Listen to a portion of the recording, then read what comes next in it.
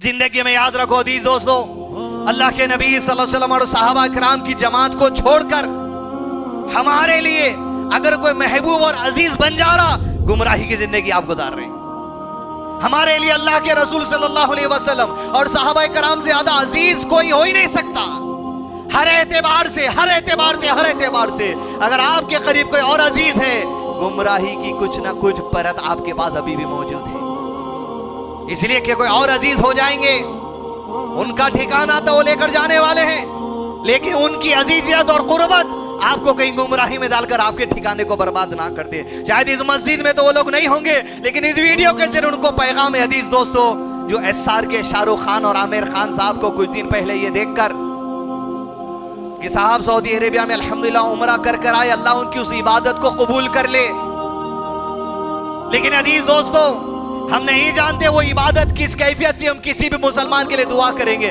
मैं ये भी नहीं कहूंगा कि वो खारिज इस्लाम में कुफ्र है, वरना किसी इंडिविजुअल पर ऐसे कह देना यही तो तकफीर है जिससे उलमा किराम ने रोका। लेकिन अजीज दोस्तों, उसकी इबादत वो कबूल होती या नहीं होती, हदीस और कुरान मजीद की उस बात में देख लीजिए ना। फिर कहने वाले कह रहे हमको तो क्या है, मीडिया पे न्यूज रहती कुछ भी आ जाता कि पठान की रिलीज से पहले आप छुप कर कहीं गए थे और कहीं माथा टेक दिए थे। याद रखो, वो दोनों से तो कहना मकसद नहीं है, लेकिन उनके पीछे जो मुतासिर हैं, उनकी कुर्बत जिसको हासिल है, जो अजीज है, वो जो नौजवान लड़के लड़कियां, याद रखो शिर्क वो अमल है जो सारी इबादतों को बर्बाद कर देता है। अब वो जो इबादत हुई है उमरा की, ये शिर्क की वजह से बर्बाद है। अगर मैं और आप ये कह दें अल्लाह उनकी इस इबादत को कबूल कर ले, तो फिर ये अमल ऐसा था बर्बाद हो चुका हुआ अमल। इसीलिए कि अल्लाह ने कुरान मजीद में इरशाद फरमाया, तर्जुमा इस तरह है, अगर ये अंबिया किराम भी शिर्क करते, इनकी सारी नेकियां बर्बाद हो जाती। दोस्तों, बर्बादी है किस चीज के लिए? आज जमाने का सबसे बड़ा फितना यह है व्यूज, VIEWS, व्यूज के खातिर दुनिया आज किसी भी फितने में पड़ने तैयार है। इधर दूसरी तरफ उनके और एक साहब एक ऑफिस के अंदर जो सो कुछ टन टनाटन बजा के किसी के सामने जो सो मांग लिए, अल्लाह के साथ हज को जाकर रहे थे। आपकी इबादतें किस दर्जे पर कबूल है, हम नहीं कबूल हुई ये भी नहीं बोल सकते, लेकिन जाहिर से जरूर ये कहेंगे कि इनसे अगर तुम मुतासिर हो गए, इनसे अगर तकर्रुब हासिल कर लिया, याद रखो इनका ये अमल जो 4 दिन पहले हुआ वो हज को भी बर्बाद कर दिया। वो हज भी बर्बाद, वो उमरा भी बर्बाद, शिर्क की वजह से।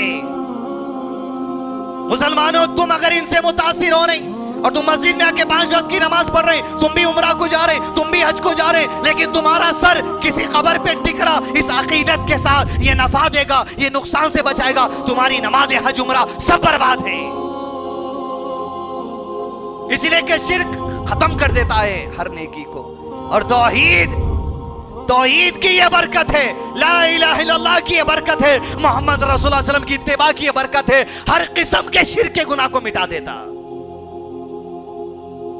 लोग मंदिरों में सजदे टेकर आएंगे, जीसस के सामने सजदे टेकर आएंगे, लेकिन याद रखो तौहीद पर आ गए, हर गुनाह की मगफिरत है, पाक हो गए जैसे मां के पेट से मासूम पैदा हुए थे।